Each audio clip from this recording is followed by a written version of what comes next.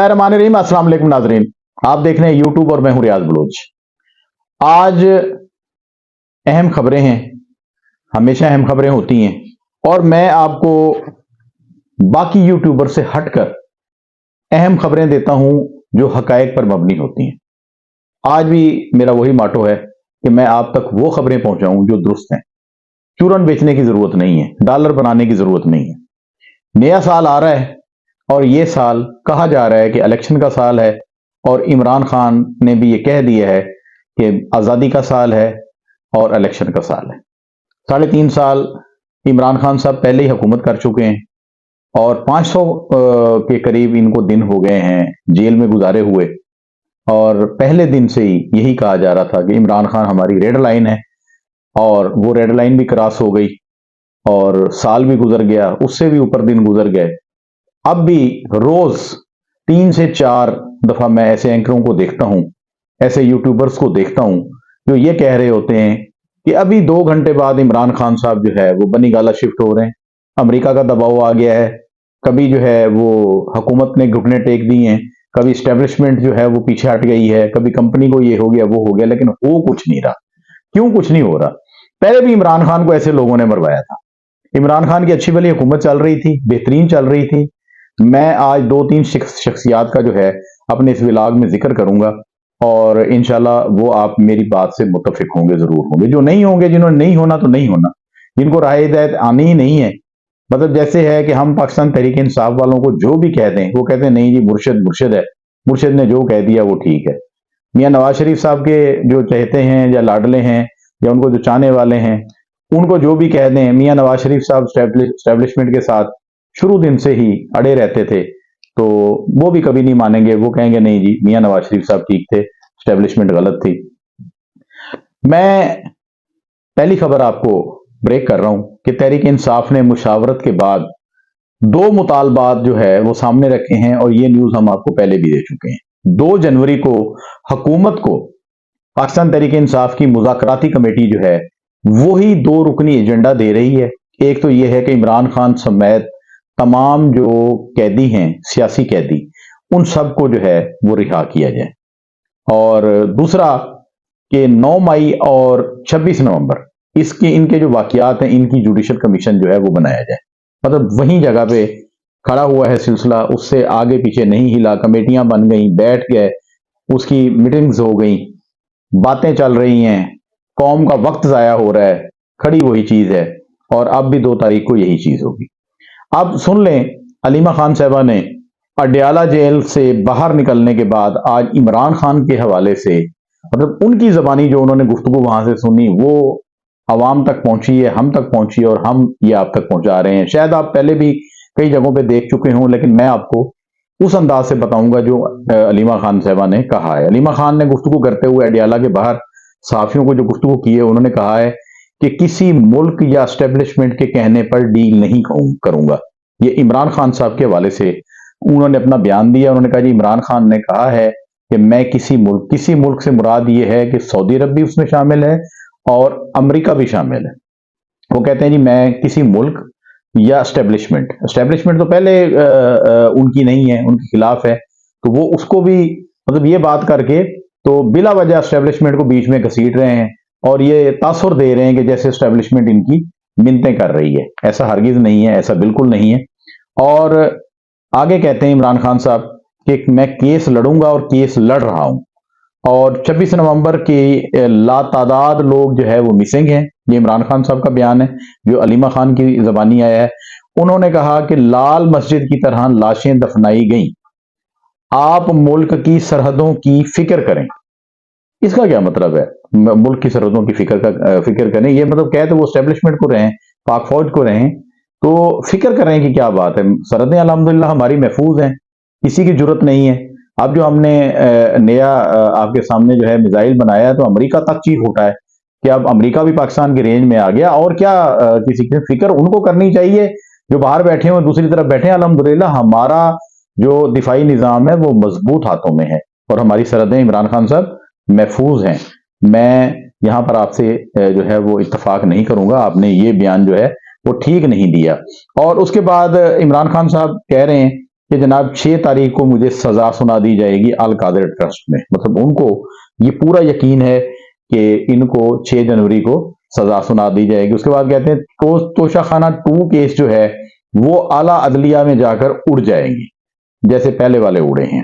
تو وہ کہتا ہے میں بنی گالہ بھی نہیں جاؤں گا، میں کہیں شفٹ بھی نہیں ہوں گا، اور یہ بھی کہتے ہیں وہ کہ 9 مئی کی سازش پہلے سے تیار کی گئی، سی سی ٹی وی فوٹیجز کہاں ہیں یہ سب انہوں نے جو ہے وہ اڑا دیے، اور پھر یہ بھی کہا کہ جناب نواز شریف 12ویں کھلاڑی بن گئے تھے، ان کو الیکشن میں فارم 47 کے ذریعے جو ہے وہ جتوایا گیا۔ یہ جو ہے گفتگو ہوئی ہے، اور کافی سخت آج الفاظ سے جو علیمہ خان کی زبانی عمران خان صاحب کے مطلب ایک ترجمان کی حیثیت سے انہوں نے آ کر باہر بات کی، اور میں حیران ہوں اس گفتگو پر کہ ایک طرف تو مذاکرات ہو رہے ہیں اور دوسری طرف یہ، اور صرف یہ یہاں پر نہیں ناظرین، میں آپ کو بتاؤں کہ حکومت کی طرف سے بھی غیر سنجیدگی کا مظاہرہ کیا جا رہا ہے اور ملک کا نقصان ہو رہا ہے۔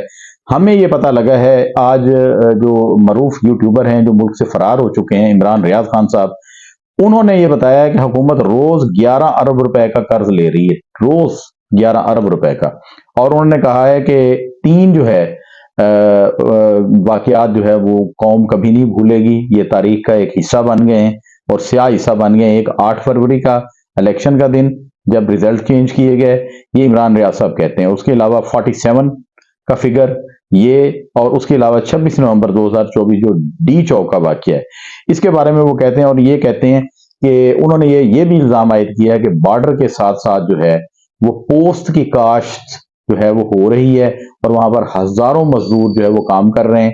رات کو ایک جو پوسٹ کے اوپر پودے کے اوپر ایک گل سا کھلتا ہے اس کو چھوڑ دیتے ہیں، صبح تک منشیات باہر آ جاتی ہے، وہ پھر منشیات کہاں جاتی ہے کیسے جاتی ہے یہ۔ اور اس کے علاوہ عمر ایوب کے بارے میں انہوں نے کہا ہے کہ عمر ایوب نے کہا ہے کہ 550 ارب روپے کا پیٹرول سمگل ہو کر آتا ہے۔ اب یہ روزانہ آ رہا ہے، ہفتے میں آ رہا ہے یا مہینے میں آ رہا ہے، یہ فگر نہیں بتایا، صرف یہ بتایا کہ 550 ارب روپے کا پیٹرول سمگل ہو کر آ رہا ہے۔ اب میرے پاس ایک اور بھی نیوز ہے، وہ ہے پاکستان تحریک انصاف کے رہنما شوکت یوسف زئی کی۔ انہوں نے کہا ہے کہ حکومت مذاکرات پر وکٹ کے دونوں طرف کھیل رہی ہے، اور بانی پی ٹی آئی نے این آر او نہیں مانگا، لیکن یہ لوگ ثابت کرنا چاہتے ہیں کہ شاید بانی پی ٹی آئی نے این آر او مانگا ہے۔ اور انہوں نے کہا جی خواجہ آصف اور فیصل کریم کنڈی کی باتیں سمجھ سے باہر ہیں، حکومت اگر مذاکرات میں سنجیدہ ہے تو وہ اپنے وزراء کو روکیں کہ وہ اس قسم کے غیر ذمہ دارانہ جو ہے وہ بیانات جاری نہ کریں، یہ انہوں نے کہا۔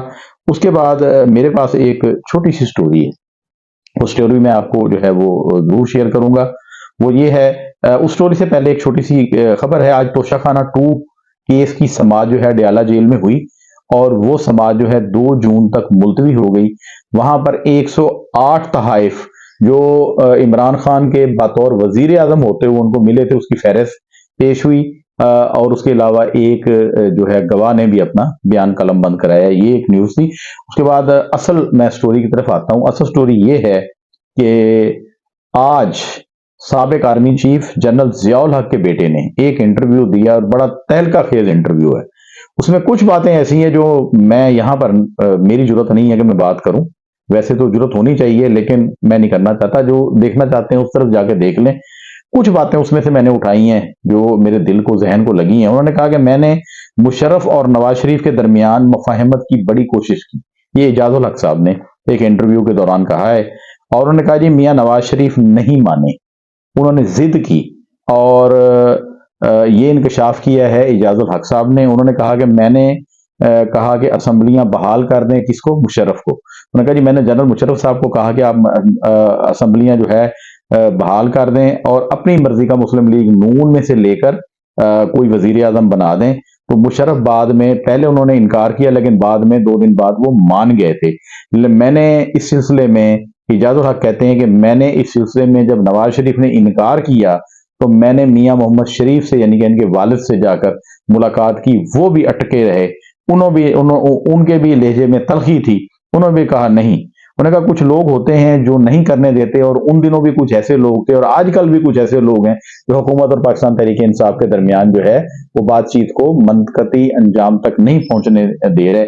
یہ لوگ ہر دور میں موجود ہوتے ہیں اور ہر جگہ پہ موجود ہوتے ہیں۔ انہوں نے کہا کہ شہباز شریف جو ہے اور ایک اور نام لیا ہے انہوں نے کہ نثار صاحب، انہوں نے کہا نثار صاحب جو ہیں، چودھری نثار صاحب اور شہباز شریف، یہ شروع سے اسٹیبلشمنٹ کے حوالے سے بڑا نرم گوشہ ان کا رہا ہے اور یہ کردار ادا کرتے رہے اور اب تک بھی کر رہے ہیں، اور یہ مناتے رہے میاں نواز شریف کو۔ جتنی دیر میاں نواز شریف نے تلخی رکھی اسٹیبلشمنٹ کے ساتھ تو یہ معاملات ٹھیک کرتے رہے۔ اسی کے نتیجے میں اعجاز الحق صاحب کا کہنا ہے، اسی کے نتیجے میں وزیر اعظم بنایا گیا کس کو جی؟ شہباز شریف صاحب کو۔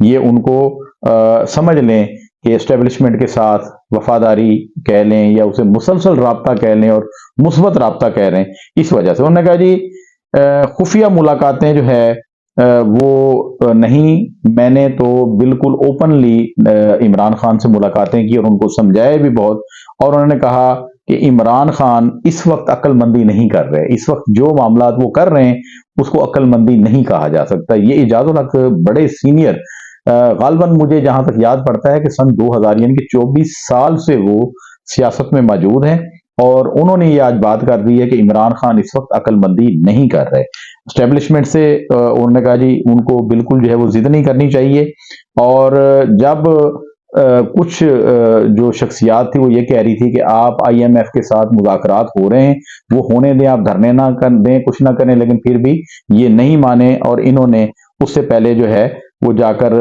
دھرنے دیے اور آئی ایم ایف کے ساتھ جو مذاکرات ہے اس کو ختم کرنے کی جو ہے وہ کوشش کی، اور اس کے بعد انہوں نے جنرل فیض کے حوالے سے بھی گفتگو کی۔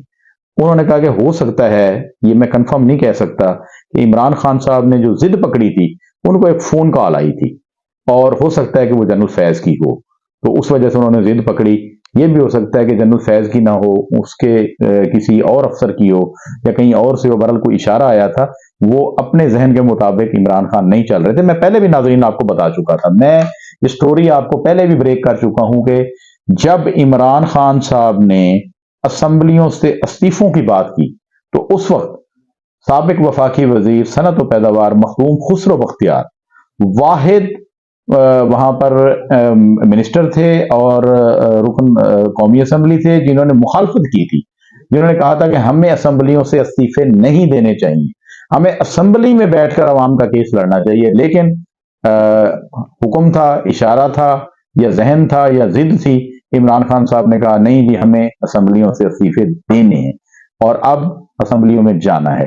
یہ حالات ہیں معاملات، اور مجھے نہیں لگتا جیسے یہ کہا جا رہا ہے کہ جناب آوے ہی آوے، آیا ہی آیا، آیا ہی آیا، آوے آوے تے آیا ہی آیا، یہ تو عدالتوں میں جب معاملات پورے ہوں گے، یا پھر ایک یہ بات ہے کہ ڈیل ہو چکی ہے، کچھ لوگ جیسے جنہوں نے کنفرم کیا تھا کہ پاکستان تحریک انصاف کی قیادت یا بانی چیئرمین اور جو حلقے ہیں مقتدر جو کر سکتے ہیں ان کے درمیان ایک طاقتور قسم کی ڈیل ہو چکی ہے۔ اب قوم سے ذرا تھوڑا سا بچنے کے لیے اس ڈیل کو ایسا ایسا کر کے وہ لایا جا رہا ہے۔ پہلے جو ہے یہ کہا گیا کہ خان کو منتقل کیا جا رہا ہے، میں منتقل نہیں ہوں گا، میں جیل سے باہر نہیں جاؤں گا، میں کسی ملک میں نہیں جاؤں گا، میں بنی گالہ میں نہیں جاؤں گا، مطلب ایسا قوم کی جو ہے وہ ذہن بنایا جا رہا ہے۔ لیکن ہماری معلومات بھی یہی ہے کہ ڈیل ہو چکی ہے، اور وہ ڈیل کیا ہے یہ سب کے سامنے آ جائے گی۔ مجھے اجازت دیجیے، اللہ نگہبان۔